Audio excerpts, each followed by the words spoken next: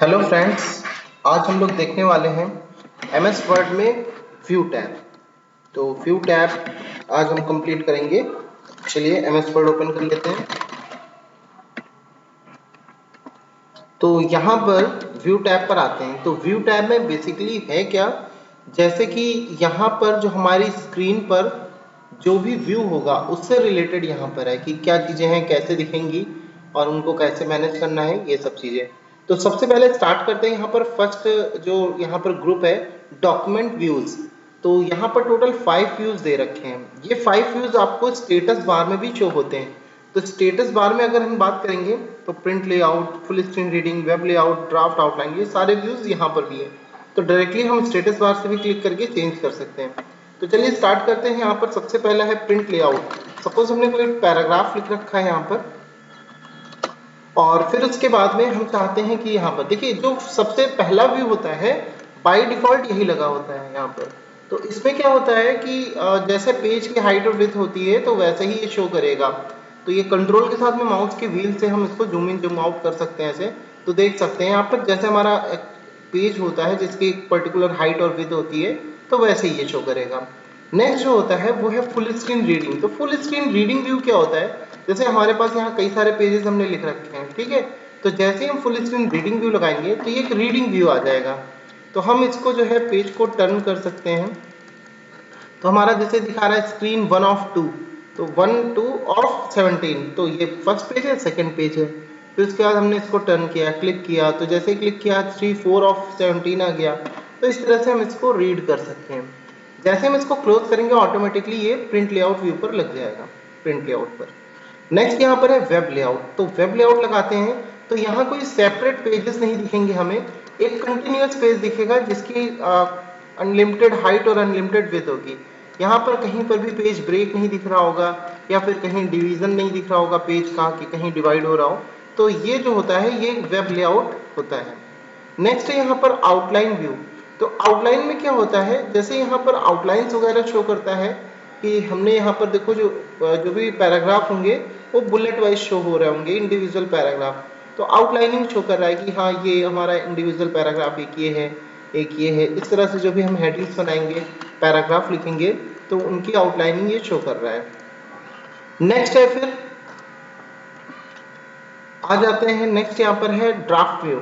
तो draft view हमारा क्या होता है, ये क्विकली एडिट करने के लिए होता है। जैसे क्विक एडिट व्यू होता है, हमें अपने डॉक्यूमेंट में कुछ भी क्विकली एडिट करना हुआ तो यहाँ से हम ड्राफ्ट व्यू लगा के इसमें चेंजेस कर सकते हैं, ठीक है।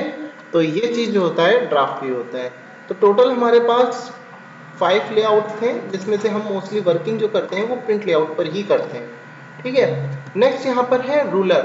अब शो एंड हाइड पर तो यहाँ पर कुछ चीज़ें हैं, शो कर सकते हैं, हाइड कर सकते हैं। जैसे कि रूलर शो नहीं हो रहा है इस समय, हमने रूलर पर क्लिक कर दिया तो जैसे ही क्लिक किया तो यहाँ पर ये रूलर शो होने लग गया। तो यहाँ पर ये हॉरिजॉन्टल रूलर है और ये वर्टिकल रूलर है। नेक्स्ट यहाँ पर है डॉक्यूमेंट मैप। डॉक्यूमेंट मैप में क्या होता है, सपोज हम यहाँ एक हेडिंग बना लेते हैं। तो हमने यहाँ पर क्या किया, इसको एज अ हेडिंग कर दिया यहाँ पर हेडिंग 1, और इसी तरीके से हमने क्या किया यहाँ पर हेडिंग 2 कर दिया, इसको भी हमने क्या कर दिया हेडिंग 2 कर दिया।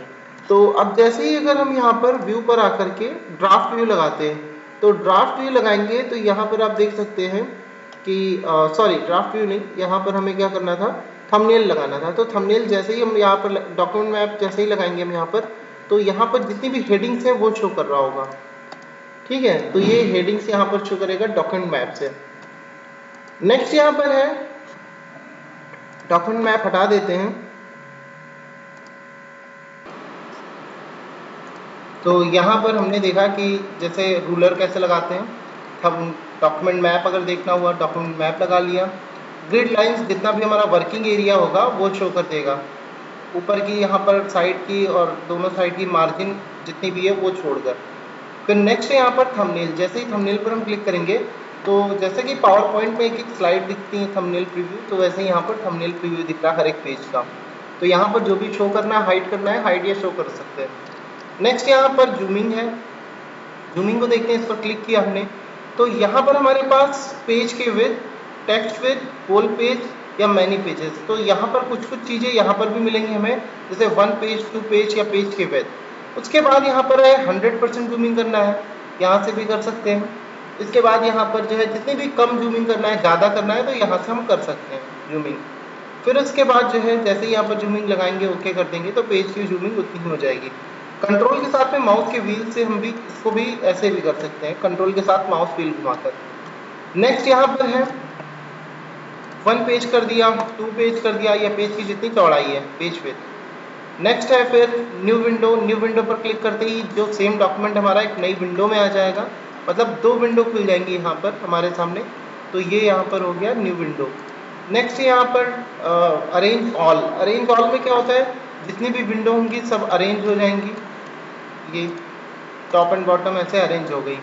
नेक्स्ट है स्प्लिट करना। स्प्लिट करने में क्या होता है, हम डॉक्यूमेंट को स्प्लिट कर सकते हैं और फिर उसके बाद में इंडिविजुअली अलग अलग स्क्रॉलिंग कर सकते हैं। जैसे यहाँ पर स्क्रॉल करके अलग कर दिया, यहाँ पर अलग स्क्रॉल कर दिया ऐसे। तो इस तरीके से हम क्या कर सकते हैं, यहाँ पर अलग अलग जो है स्क्रॉल कर सकते हैं एक ही डॉक्यूमेंट के अंदर। नेक्स्ट यहाँ पर है रिमूव कर देते हैं स्प्लिट को। व्यू साइड बाय साइड, जैसे ही हम इस पर क्लिक करेंगे तो दोनों डॉक्यूमेंट हमारे साइड बाय साइड शो होने लगेंगे। जब ये साइड बाय साइड शो होंगे तो दोनों एक साथ स्क्रॉल हो रहे होंगे। हम चाहते हैं कि ये दोनों साथ स्क्रॉल ना हो, तो यहाँ पर ही व्यू साइड बाय साइड के जस्ट नीचे एक ऑप्शन एक्टिव हो जाएगा, सिंक्रोनियस स्क्रॉलिंग। तो हम क्या करेंगे, सिंक्रोनियस स्क्रॉलिंग पर टिक हटा देंगे। तो अब ये इंडिविजुअल स्क्रॉल होंगे, जैसे ये अलग स्क्रॉल होगा और ये अलग स्क्रॉल होगा। ठीक है। नेक्स्ट यहाँ पर है रीसेट विंडो पोजीशन। रीसेट क्या होता है, जैसे हमने किसी विंडो को छोटा या बड़ा कर दिया, किसी भी विंडो को बड़ा कर दिया, छोटा कर दिया, तो जैसे ही हम रीसेट करेंगे रीसेट विंडो पोजीशन, तो वो ऑटोमेटिक दोनों रीसेट हो जाएंगी। फिर उसके बाद में नेक्स्ट है स्विच विंडो। हमें जिस विंडो पर जाना है, जैसे इस डॉक्यूमेंट पर जाना है, इस पर क्लिक कर दिया तो ये हाईलाइट हो गया। सेकंड वाले पर जाना है, फर्स्ट वाले पर जाना है तो फर्स्ट वाला आ गया। तो जिस विंडो पर जाना है यहाँ से हम स्विच कर सकते हैं। नेक्स्ट यहाँ पर लास्ट ऑप्शन है, वो है मैक्रोज का। मैक्रोज का यूज करके हम टेक्स्ट की रिकॉर्डिंग करते हैं। तो चलिए स्टार्ट करते हैं, टेक्स्ट की रिकॉर्डिंग कैसे करेंगे, तो उसका फायदा क्या होगा। तो सबसे पहली चीज तो मैक्रोज से टेक्स्ट की रिकॉर्डिंग इसलिए कर लेते हैं, जैसे हमें कोई टेक्स्ट बार बार लिखना है, रिपीट करके लिखना है, और वो बार बार टेक्स्ट इंसर्ट कराने के लिए हम चाहते हैं लिखना ना पड़े, हम बस एक शॉर्ट की प्रेस करें और आ जाए। तो मैक्रो में जाके उसको हम रिकॉर्ड कर सकते हैं। ये काम हम कट कॉपी पेस्ट से भी कर सकते हैं, लेकिन जब हम सिस्टम को रिस्टार्ट करेंगे या किसी दूसरी चीज को कट या कॉपी कर लेंगे, तो फिर वो पुराना कॉपी किया हुआ टेक्स्ट काम नहीं आएगा, फिर वो क्लिपबोर्ड से चला जाएगा। तो इसलिए ये परमानेंटली सेव रहता है। इवन हम अगर सिस्टम को रिस्टार्ट भी करें तब भी मैक्रोज का रिकॉर्ड किया हुआ टेक्स्ट इसमें रहेगा। तो हम क्या करेंगे, रिकॉर्ड मैक्रो पर पहले क्लिक कर देंगे, नाम दे देंगे यहाँ पर जो भी हमें नाम देना है। तो जैसे हमने लिख दिया माई मैक्रो 1,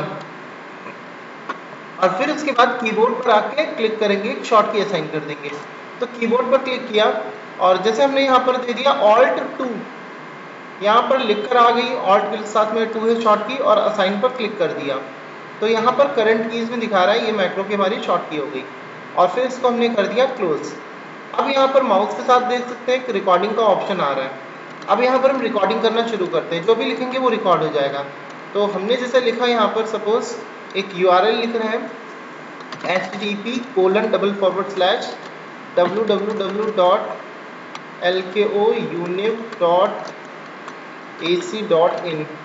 सपोज बीच में अब हमें रिकॉर्ड नहीं करना है, बीच में हम कुछ लिखना चाहते हैं वो रिकॉर्ड ना हो, तो मैक्रोज पर जाके पॉज रिकॉर्डिंग कर सकते हैं। तो जैसे इसको पॉज कर देंगे, अब यहाँ पर ये रिकॉर्ड नहीं होगा।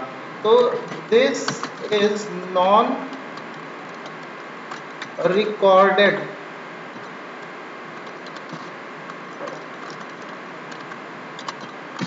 टेक्स्ट।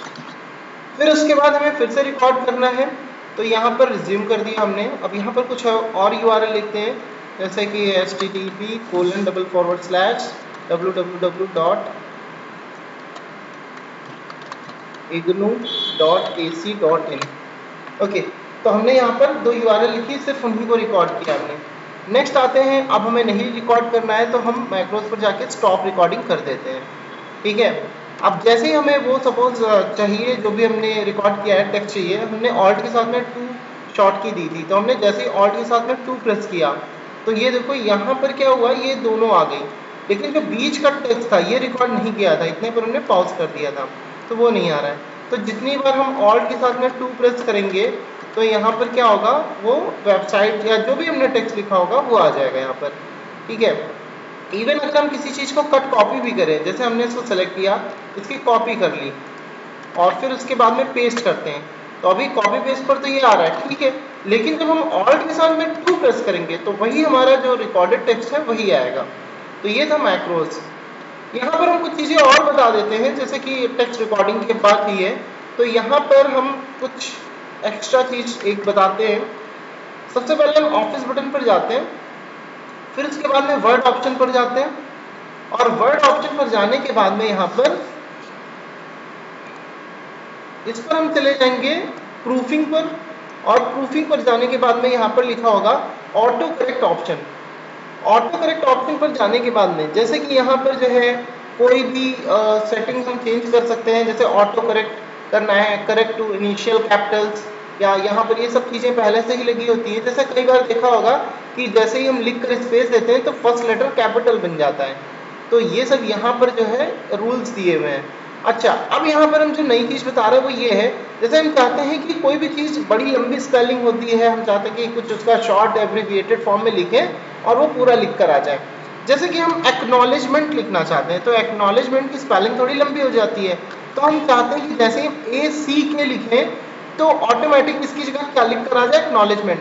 तो यहाँ पर हम टाइप कर देंगे ACK और यहाँ पर रिप्लेस करेंगे विद किससे, इसकी पूरी स्पेलिंग लिख देते हैं हम यहाँ पर ACKNOWLEDGEMENT, बड़ी लंबी स्पेलिंग है ये ना। तो अब हम चाहते हैं जैसे हम ACK लिखे जहाँ जहाँ पर भी उसकी जगह एक्नॉलेजमेंट लिख कर आ जाए, और इसको हमने कर दिया ऐड। ऐसे ही कोई भी नाम लिख सकते हैं, जैसे कि अब हमने यहाँ पर लिखा ऐसे हमने लिखा PK और फिर उसके बाद में हमने लिख दिया प्रभात कुमार